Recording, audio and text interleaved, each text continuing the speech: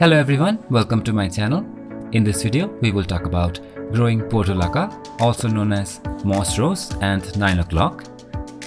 Now these are very common and popular plants and they're extremely easy to grow. Whether you grow them from seed or cutting, they will do great in your garden. They come in so many colors and varieties nowadays.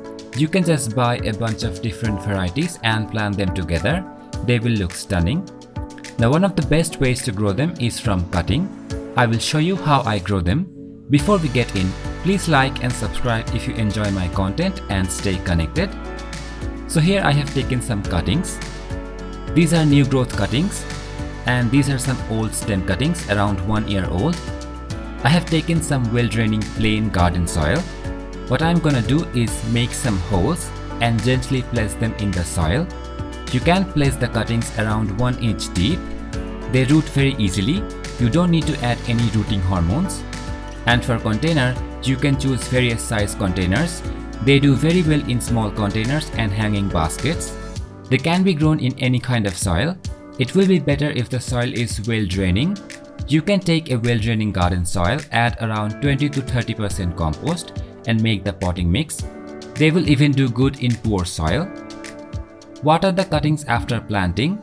Keep the soil moist, keep the container in a bright area. After a few days, you will see new growths coming. You can move them to a sunny area then. Portulacas like sunlight. They will flower more if they get at least 6 hours of direct sunlight. You can give them afternoon shade during the hot weathers. Water them regularly.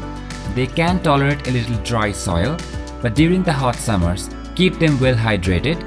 As fertilizer, you can apply a tablespoon of bone meal and weekly you can add any organic liquid fertilizer.